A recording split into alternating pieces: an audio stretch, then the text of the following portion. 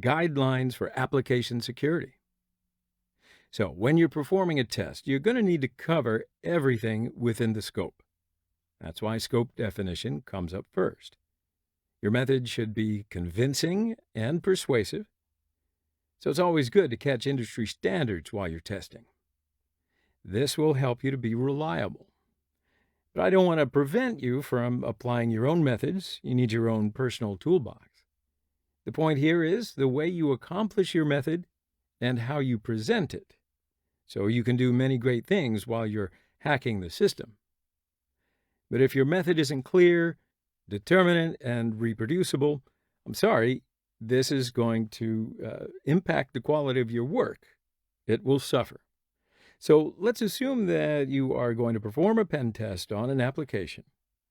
You may know about some of the vulnerabilities, and maybe you have many hacking tricks up your sleeve.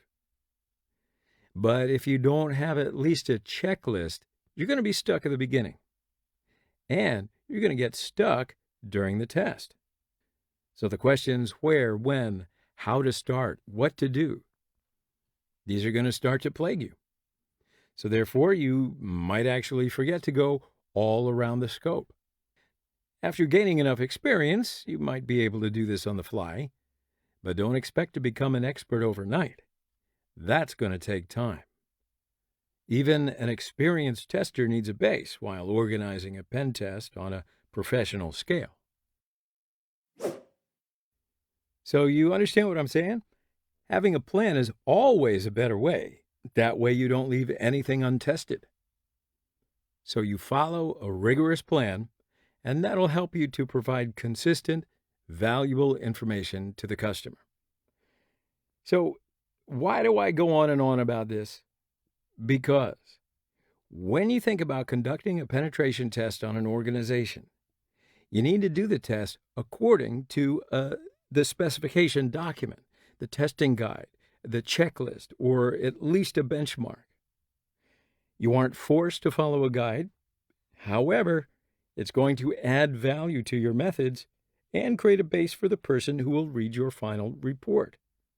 It's also how you get a real good reputation.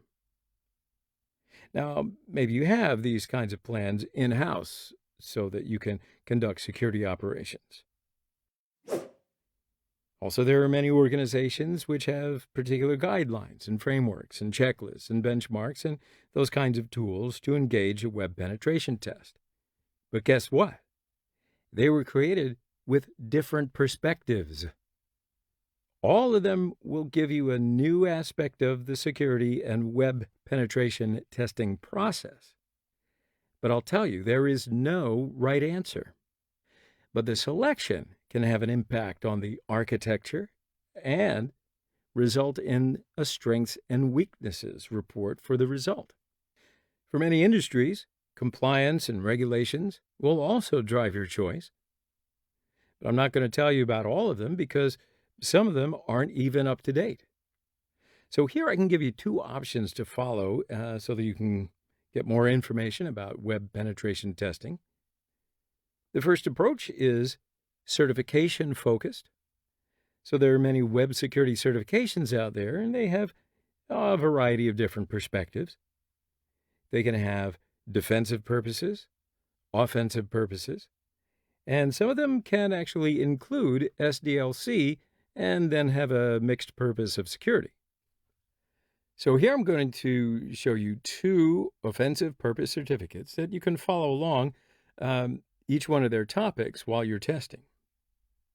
Or you could try to get them to improve your career standing. So the first certificate is the GIAC Web Application Penetration Testing Certificate. The second one is OffSec Web Expert Certificate.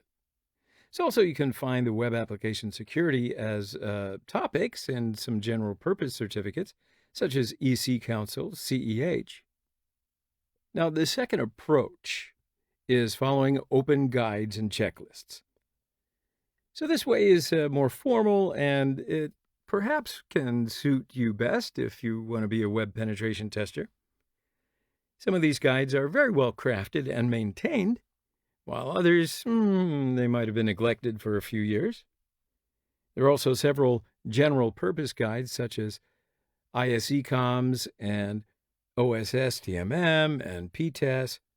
You can always find them, and I'm sure you'll be able to understand your way through them. But guess what?